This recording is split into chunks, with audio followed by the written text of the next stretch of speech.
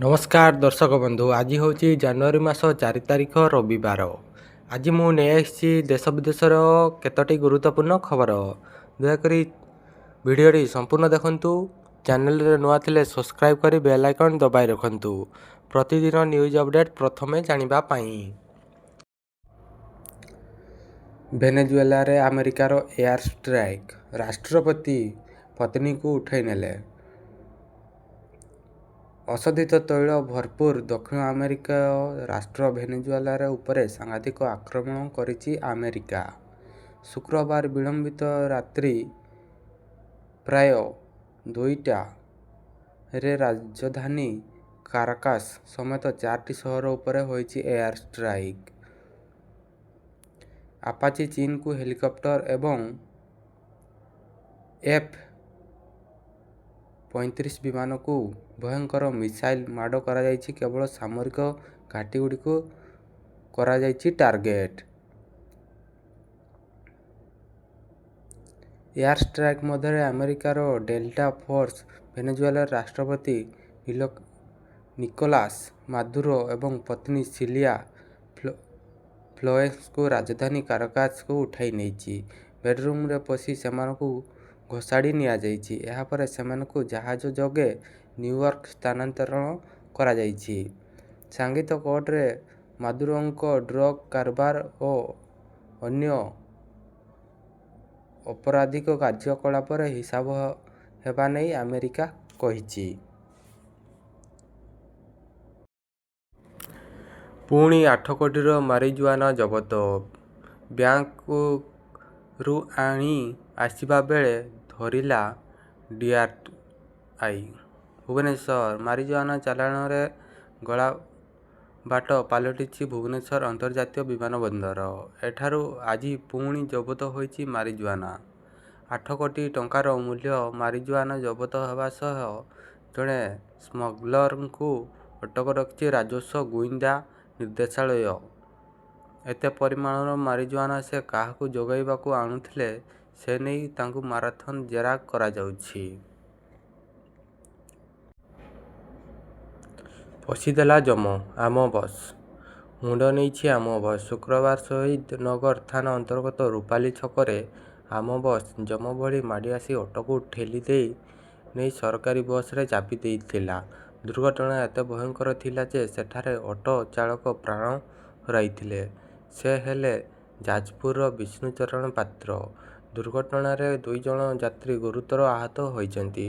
ଏହାକୁ ନେଇ ଦୁର୍ଘଟଣାସ୍ଥଳରେ ଉତ୍ତେଜନା ଦେଖା ଦେଇଥିଲା। ପୁଲିସ ବସ୍ ଚାଳକଙ୍କୁ ଗିରଫ କରି କୋର୍ଟ ଚାଲାଣ କରିଛି।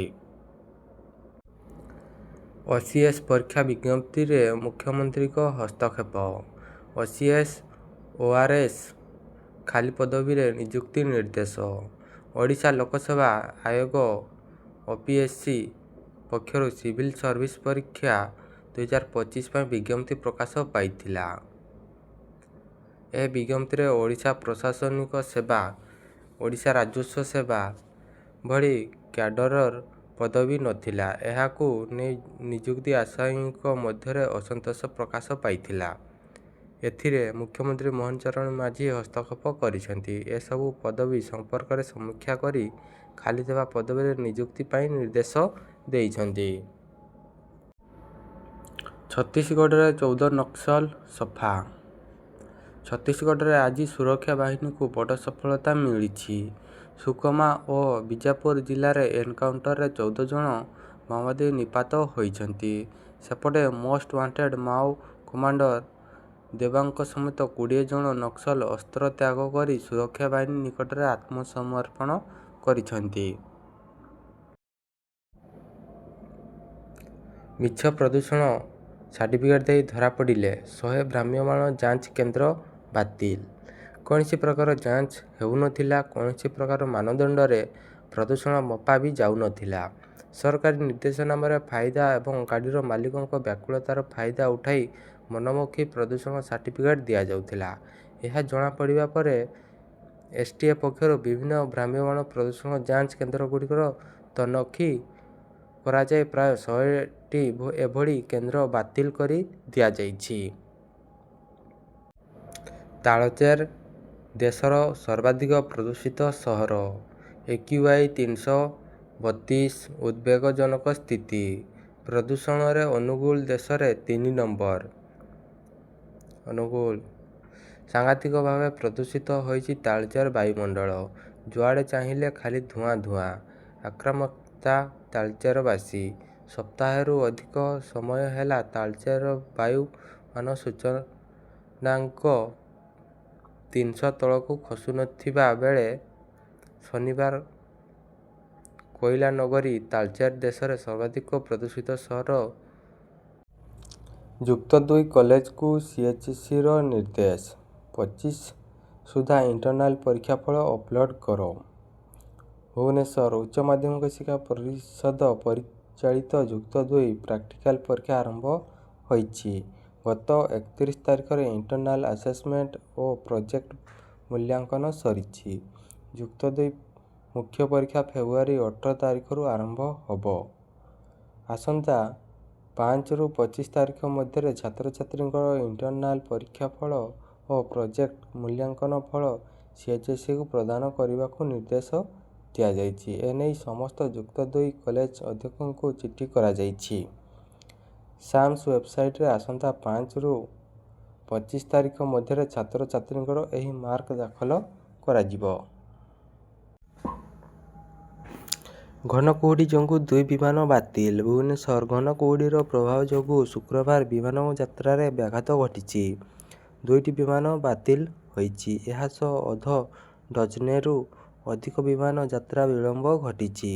ଅହମଦାବାଦ ଓ କୋଲକାତାକୁ ଯିବାକୁ ଥିବା 2ଟି ବିମାନକୁ ସମ୍ପୂର୍ଣ୍ଣ ବାତିଲ କରାଯାଇଛି।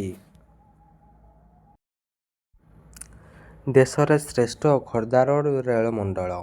ଭୁବନେଶ୍ୱର ଭାରତୀୟ ରେଲୱେରେ ଟ୍ରାଫିକ୍ ପରିଚାଳନାରେ 1 ନମ୍ବର ହୋଇଛି ଖୋର୍ଦ୍ଧା ରୋଡ୍ ରେଳମଣ୍ଡଳ। ସମସ୍ତ ଭାରତୀୟ ରେଳମଣ୍ଡଳକୁ ପଛରେ ପକାଇ 2025 ଏପ୍ରିଲରୁ ଡିସେମ୍ବର ସୁଦ୍ଧା 237.42 ନିୟୁତ ମାଲ ପରିବହନ କରିପାରିଛି। ଏହି ଅବଧିରେ ଭାରତୀୟ ରେଳବାଇର ଏକମାତ୍ର ରେଳମଣ୍ଡଳ ଭାବେ ଖୋର୍ଦ୍ଧା ରୋଡ୍ ରେକର୍ଡ କରିଛି। ଆଜି ଆସିବେ ମାନେକା ଗାନ୍ଧୀ। ଭୁବନେଶ୍ୱର ପୂର୍ବତନ କେନ୍ଦ୍ରମନ୍ତ୍ରୀ ତଥା ଫିଲିପ୍ସ ଫର ଆନିମଲ୍ସର ପ୍ରତିଷ୍ଠାତ୍ରୀ ମାନେକା ସଞ୍ଜୟ ଗାନ୍ଧୀ ଶନିବାର ଭୁବନେଶ୍ୱର ଗସ୍ତରେ ଆସିବେ। ସନ୍ଧ୍ୟା 6:30ଟାରେ ଭୁବନେଶ୍ୱର ବିମାନବନ୍ଦରରେ ସେ ପହଞ୍ଚିବେ। 4 ତାରିଖ ପୂର୍ବାହ୍ନରେ ଜୟଦେବ ଭବନରେ ହେବାକୁ ଥିବା 16ତମ ରାଜକିଶୋର ନାୟକ ସ୍ମାରକୀ ବକ୍ତୃତାମାଳା କାର୍ଯ୍ୟକ୍ରମକୁ ସେ ଉଦ୍ଘାଟନ କରିବା ସହ ସ୍ମାରକୀ ବକ୍ତୃତା ପ୍ରଦାନ କରିବେ। ସନ୍ଧ୍ୟାରେ ପୁଣି ସେ ଦିଲ୍ଲୀ ଫେରିଯିବେ। 19ରୁ ବାରବାଟୀରେ ବଧିର ଟି20 ଏସିଆ କପ୍। ଭୁବନେଶ୍ୱର ଆସନ୍ତା 19ରୁ 25 ତାରିଖ ପର୍ଯ୍ୟନ୍ତ କଟକ ବାରବାଟୀ ଷ୍ଟାଡିୟମରେ ଆୟୋଜିତ ହେବ ବଧିର ଟି20 ଏସିଆ କପ୍। ଏସିଆ ବଧିର କ୍ରିକେଟ ସଂଘ ପକ୍ଷରୁ ଏ ବିଷୟ ଘୋଷଣା କରାଯାଇଛି। ଆୟୋଜକ ଭାରତକୁ ମିଶାଇ ଶ୍ରୀଲଙ୍କା, ବାଂଲାଦେଶ, UAE ଓ ନେପାଳ ଦଳ ଏଥିରେ ଅଂଶଗ୍ରହଣ କରୁଛନ୍ତି। ଆସନ୍ତା 24 ତାରିଖ ପର୍ଯ୍ୟନ୍ତ ଗ୍ରୁପ ପର୍ଯ୍ୟାୟ ଏବଂ 25 ତାରିଖରେ ଫାଇନାଲ ଖେଳାଯିବ।